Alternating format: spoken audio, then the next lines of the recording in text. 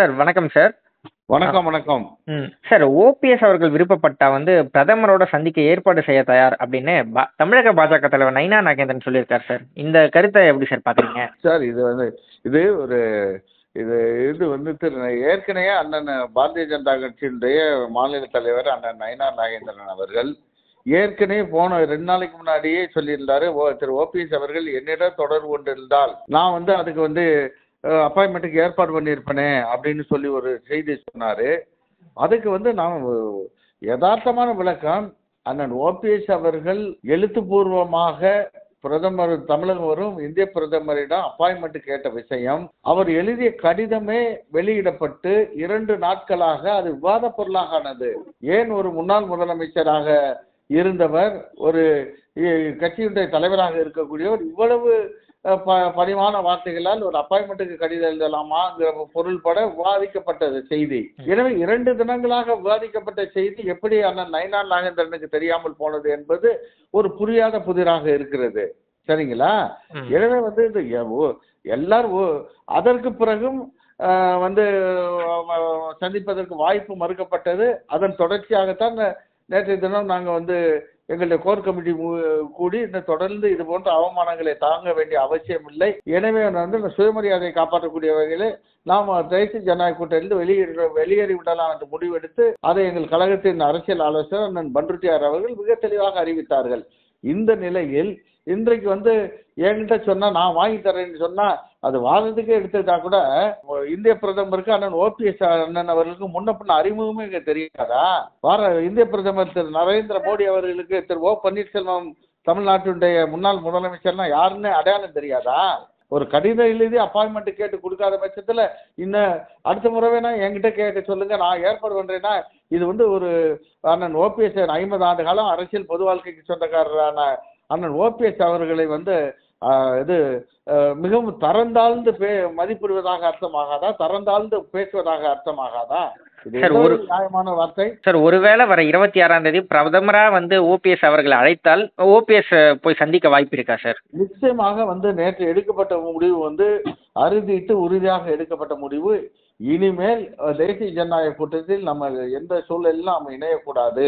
அது அண்ணன் எங்கள் அரசியல் ஆலோசகர் அண்ணன் பண்ருட்டியார் அவர்கள் சொன்னதை போல தேசிய ஜனநாயக கூட்டணியில் இருப்பதே ஒரு ஆபத்தான காரியம் என்று அவர் குறிப்பிட்டு சொன்னதை போல, எனவே ஆபத்தான காரியம் என்பது மட்டுமல்ல, அங்கு தொடர்ந்து நம்மை அவமதிக்கக்கூடிய ஒரு அமைப்பாக அது இருப்பதன் காரணமாக அதோடு அந்த அமைப்போடு ஒட்டு வேண்டாம், உறவு வேண்டாம் என்று நேற்றைய தினம் நாங்கள் தெளிவாக முடிவெடுத்து அறிவித்து விட்டோம். எந்த சூழலிலும் நிச்சயமாக தேசிய ஜனநாயக கூட்டணியுடன் மீண்டும் பேச்சுவார்த்தை துவங்குவதற்கான வாய்ப்புகளே இல்லை என்பதை திட்டவட்டமாக நான் தெரிவித்துக் கொள்கிறேன். சார், ஓபிஎஸ் இதுக்கப்புறமா முதலமைச்சரை 2 வாட்டி சந்திச்சிருக்காரு. இப்போ திமுகவோட ஓபிஎஸ் இணக்கமா இருக்காரு அப்படின்னு ஒரு குற்றச்சாட்டு வருது. அதை பத்தி நீங்க என்ன நினைக்கிறீங்க? சார், அந்த சந்திப்புக்கு தானங்க சென்னையில் இருக்க பொழுது நான் தியாசர்கள் சொசைட்டில வாக்கிங் போறது வழக்கம். போன நேரத்தில் முதலமைச்சரை சந்திக்கக்கூடிய ஒரு சூழல் வந்தது. நான் முதலமைச்சரை சந்தித்தேன். உடல்நலம் குன்றி தேறி வந்திருக்கக்கூடிய முதலமைச்சருடன் உடல்நலம் விசாரித்தேன். பிறகு அவருடைய மூத்த அண்ணன் மறைந்த திரு மு.க. முத்து அவருடைய மறைவிற்கு நான் அனுதாபம் தெரிவிக்க இல்லம் வருகிறேன் என்று சொன்னதுக்கு தாராளமா வாருங்கள் என்று சொன்னார். எனவே அந்த அடிப்படையில் நான் இல்லம் சென்று அனுதாபத்தை தெரிவித்து வந்தேன்.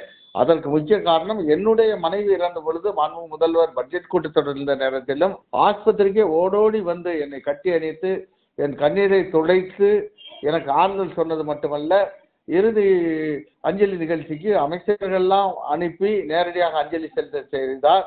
அதற்கு பிறகு என்னுடைய தாய் இறந்த பொழுது, தாயார் அம்மா இறந்த பொழுது அவர் என்னிடம் தொலைபேசியில் தொடர்பு பேசியது மட்டுமல்ல, தென் தமிழகத்தினுடைய மூத்த அமைச்சராக இருக்கக்கூடிய திராவிட முன்னேற்ற கழக துணை பொதுச் செயலாளர் நான் ஐபி அவர்களை நேரடியாக அனுப்பி எனக்கு என் தாயாருக்கு அஞ்சலி செலுத்த செய்தது மட்டுமல்ல, காரியங்கள்லாம் முடிந்து 30 நாள் கழித்து நான் சென்னை வந்த பிறகு வந்த முதல் நாளே என்னை இல்லம் தேடி நேரில் சந்தித்து எனக்கு ஆறுதல் சொன்ன அந்த நிகழ்ச்சி என்னை நெகிழ செய்தது.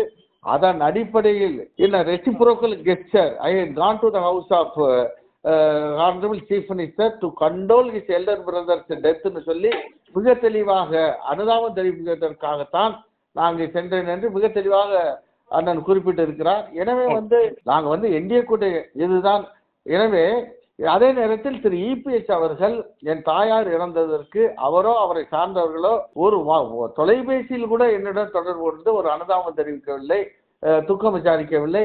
இது ரெண்டையும் ஒப்பிட்டு பார்க்கிற பொழுது முதலமைச்சரை நான் மதிக்கவும் அவரை போற்றவும் அவரிடம் அன்பு கொள்ளவும் நான் கடமைப்பட்டவனாக இருக்கிறேன் என்று மிக தெல்ல தெளிவாக எங்களிடம் விளக்கிறார்.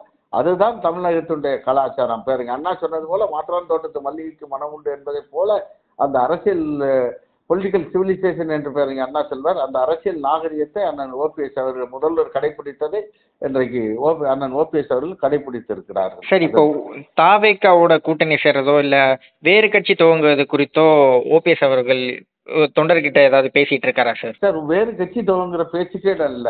எங்களுடைய தொண்டர்கள் உரிமை மீட்குழுவோட போராட்ட நாங்கள் சட்ட ரீதியாக தொடர்ந்து இருக்கக்கூடிய வழக்கு, அதை இந்த nature of civil suit it is pending before the high court of Madras for its final disposal. அது மூல வழக்கானது ஓஎஸ் என்று சொல்லக்கூடிய அந்த ஒரிஜினல் சூட் என்று சொல்லக்கூடிய மூல வழக்கு சென்னை உயர்நீதிமன்றத்தில் விசாரணைக்கு பட்டியலிடப்பட்டு விசாரணை துவங்கிவிட்டது. தேர்தல் ஆணையத்திலும் எங்களுடைய அங்கீகாரம் கேட்டு இரட்டை இலை சின்னம் கேட்ட அந்த தாவாவும் இன்னும் முடிவு காணாமல் இருக்கிறது. எனவே அதற்கு முடிவு தெரியறதுக்கு முன்னால் நாங்கள் தனி கட்சி துவங்கினால் all such petitions will become infructuous, செயலற்றதாக ஆகிவிடும். எனவே சட்ட ரீதியாக நாங்கள் இன்றைக்கு தனி கட்சி துவங்க வேண்டிய சூழல் இல்லை, தனி கட்சி துவங்க வேண்டிய அவசியம் இல்லை. தாவேக்காவோட கூட்டணி அந்த மாதிரி தாவேக்காவோட கூட்டணி என்பதெல்லாம் there is a long way to go. இன்னும் தேர்தலுக்கு 8 மாதங்கள் இருக்கிறது.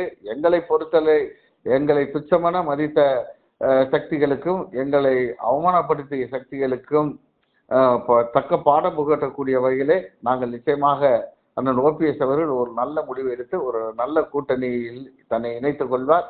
அப்படி இணைகிற கூட்டணியில் தான் தமிழ்நாட்டில் மீண்டும் ஆட்சி அமைக்கும். நாங்கள் நிச்சயமாக வெற்றி பெறுவது மட்டுமல்ல, எங்களை துச்சமான மதித்தவர்களுக்கு தக்க we will teach a befitting lesson to those who have betrayed us and backstabbed us. எங்களை அவமதித்தவர்களுக்கு சரியான பாடம் புகட்டக்கூடிய வகையில் எங்களுடைய செயல்பாடு இருக்கும்.